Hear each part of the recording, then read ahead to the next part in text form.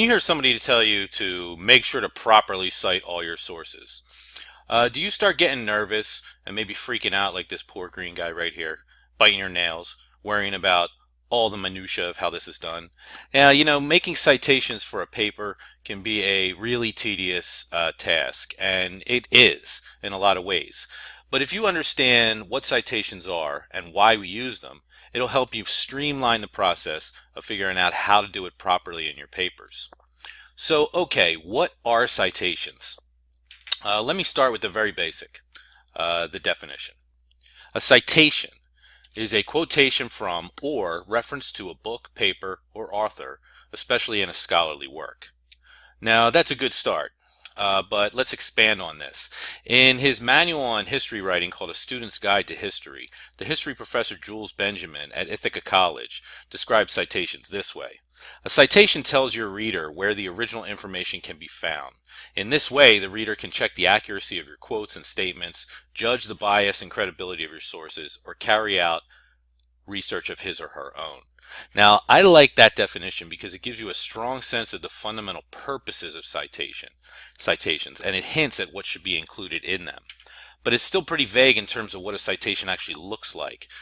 So let's keep digging here. Here's a breakdown of citations that I found on the website called plagiarism.com. A citation is the way that you tell your readers that certain material in your work came from another source. It also gives your readers the information necessary to find that source again, including the following: the information about the author, the title of the work, the name and location of the company that published your copy of the source, the date your copy was published, and the page numbers of the material you are borrowing. That's from plagiarism.org.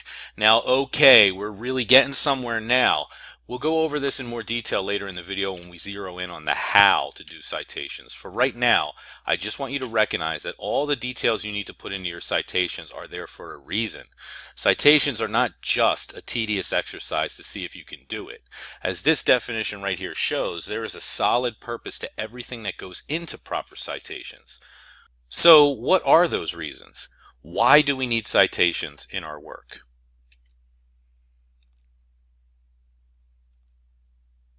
Why cite your sources? There are several reasons why historians and academics in other disciplines must cite the sources they use in their work. The core reason for citations is that historical arguments must be based on evidence. Recall the definition from plagiarism.org. A citation is the way you tell your readers that certain material in your work came from another source. The discipline demands that you back up every assertion you make about the past with credible and identifiable facts, the evidence to support your claims. No matter how insightful or well-written your paper or book is, for purposes of doing history, it is virtually useless without evidence. And the only way you can show your readers that you have the evidence for your interpretation is by providing citations to your sources. Now, a second reason for citations, building on the core point about evidence, is so that your readers can review and build on your work. Now remember Professor Benjamin's definition we looked at earlier. A citation tells your reader where the original information can be found.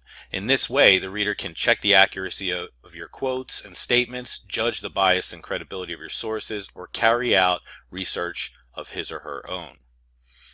Scholars cite their sources not only to prove that they did the research, but also so that readers can go find out if that's really true. Your job is to provide all the information the reader needs to find and verify your evidence as quickly and easily as possible.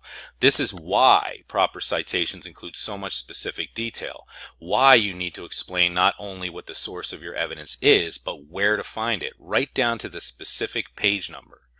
Now, historians are a community of scholars who borrow from, engage with, and build on the work of others. Citations are there in part so that other students of history can make use of your work in their own research. And of course, they will then need to give you credit for anything they borrow from you in their citations. Finally, and this is super serious, if you don't cite your sources for the information and ideas in your work, that is called plagiarism. Again, from plagiarism.org. To plagiarize is to steal and pass off the ideas or words of another as one's own without crediting the source. Plagiarism is an act of fraud. It's the highest crime you can commit in academia. And just in case you think I'm exaggerating, you should know that plagiarism is not just an academic offense that can lead to academic discipline, including expulsion from college. Plagiarism is also illegal. People's published words and ideas are protected by federal copyright laws as intellectual property. And yes, many people have ended up being sued in federal court for stealing other people's work. You know, scholars are extremely protective of their ideas and research. Sometimes it's all they have in life. And this leads to a very important point about proper citations. Look closely at this definition again. Plagiarism is to steal and pass off the ideas and words of another as your own. Words and ideas. You have to give credit to those who did the work you are now borrowing. If you use someone's ideas, you must cite the source, even if you don't quote it directly. Please stare at that last point until you internalize it. One of the most common mistakes students, and professionals for that matter, make is to only give citations for direct quotes. Not so. Every time you provide information or ideas in your work that you found somewhere else that is strictly not your own original thoughts, you must give credit to the source in a proper citation. More on that in the final segment of the video. Speaking of which, now that we know what citations are and why we need them, let's move on to the final big question. How in the world do we do it? Okay, once again, let's start with the basics. Every citation must include the following information if it's known: author, title, date, all the detail necessary for the reader to find that source, including publisher information, the place of publication, the location of the source, whether it's a book, journal, website, etc., and finally, the specific page numbers. Now, the final format and order of these items in your citation will vary depending on the official citation style you use, such as MLA, Chicago, etc. The type of source it is, primary or secondary, and how much information is available. For example, sometimes the author or date is unknown, but regardless of the eventual format, these are the essential components that you need to build a full and proper citation. Here's an example based on the U.S. history textbook American Horizons. This monster here is what a complete and properly formatted citation looks like, as it would appear on a works cited page. Take note of everything in here. Note that every single author's name is included before you even get to the title. And this is a textbook, so it has a lot of authors. Then you have the title, including the fact that it's volume 2, the full title as it appears on the secondary source. If it's other than the first edition, you need to include that. Second edition, third edition, fourth edition, etc. Then you see the first thing in parentheses there is the place of publication. That is, it was published in Oxford in the UK by Oxford University Press. Finally, this book was released and published in 2017. These are some of the things that you want to remember and internalize. As much of this information as you can find and is available needs to go into your citations. And as I mentioned, this is what a citation would look like on a works cited page. Note that the textbook by Michael Schaller appears in alphabetical order by his last name. That he was the first person listed on the textbook as an author, so you alphabetize it by his last name in the works cited page. If you happen to be including a source with an unknown author, put it on the list alphabetically by title. Some other things to notice about this example works cited page. These are secondary and primary sources, so look at the second one there by Mother C. This is a letter that Mother C wrote to Margaret Sanger. It's a primary source from 1923. But just including the author, date, and title, that is Mother C, letter to Margaret Sanger in 1923, would not be enough information for the reader to easily locate the document. So the entry includes the specific book in which this researcher found the letter. That is, a book by Margaret Sanger published in 1928 called Motherhood in Bondage. With that information, the reader could go out and find the book in the library or search for it online, which is what the review rationale for citations is all about. These are examples of complete citation entries, but this isn't the end of the story. What you do with these entries in the paper itself all depends on which citation style you use.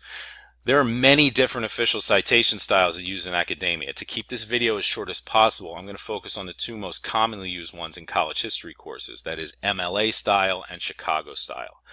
This is going to be a tutorial on the very basics, so if an issue you're having with a particular citation is not covered here, you may need to go explore the much larger citation style guides, which you can find on multiple university websites and which I will cite later on. When you're using MLA style, your paper includes a works cited page, which lists every single document, primary and secondary, that you have used in your analysis. It's called a works cited page because you have actually cited these sources specifically somewhere in your paper. And when you do, you signal that to your reader with an in-text parenthetical citation. That citation includes the author's last name, or first word of the title if the author is unknown, and the specific page number or numbers where the information can be found in the source. Here are some examples based on the works cited page we just looked at. Please note that in what I'm about to show you, much of the actual content of this example paper is all gibberish. Take a look at this right here. In white, you have a sentence that needs a citation. That sentence says, Mother C went on to explain that she had asked for information about contraception from her doctor many times, quote, but never got any satisfaction from him. That's a direct quote from that primary source, that letter. So what do you have in parentheses right there? The author's name, Mother C, and the specific page number in that document where you can find it, page 65. Going on, Mother C was among the nearly 250,000 women who wrote directly to Margaret Sanger throughout the 1920s requesting advice and guidance about contraception and abortion. The 1873 Comstock Act, which made distribution of such information illegal, remained the law of the land, even as the cultural shifts in the United States after World War I had inspired the movement for sexual liberation among so-called new women. Then you see a citation to a book in the works cited page by Southern, and the pages 87 to 90. What you see all right there, if you look at that information between the two citations, none of that was stuff that I could have come up with on my own. That is all information that I got from somewhere. So at the very bottom, when I'm finished summarizing what I found, I have to put the source that I got it from, and that's that book by Southern. You put the citation at the very end, and notice that I didn't cite it because there's direct quotes in there. I cited it because it's information and ideas that I got from somewhere else. So that's really important. Now let's see what this would look like in Chicago style. In Chicago style citations, instead of using in-text citations, Chicago style lists your sources as footnotes or endnotes. So watch what happens in the case of the line in white right here. This is the same paragraph and the same line. After the quote from the source that begins with Mother C, we insert a footnote number, which corresponds to a citation at the bottom of the page. You can see the one down there called a footnote, or at the end of the paper, which is called an endnote. So thus, it looks like this. What can we say about this? A couple things to notice here is that a footnote is pretty much the exact same thing that you would find in a works cited page, with the exception of having specific page numbers in it. So you're always going to work on these entries, and then depending on how you use them, they either become the entries for your works cited page, and then they're referenced in parenthetical citations in MLA style, or in Chicago style, the reference is all included in the footnote. For this reason, if you're using Chicago style, as this example right here is, you don't need to include a works cited page because all the information you need comes from the footnote. And then later on, just as we saw in the last case, this paragraph ends with another footnote, and so that looks like that. Footnotes go in numerical order: 1, 2, 3, 4, 5, 6, 7. You never use the same numbers over again. Every single citation is the next separate number.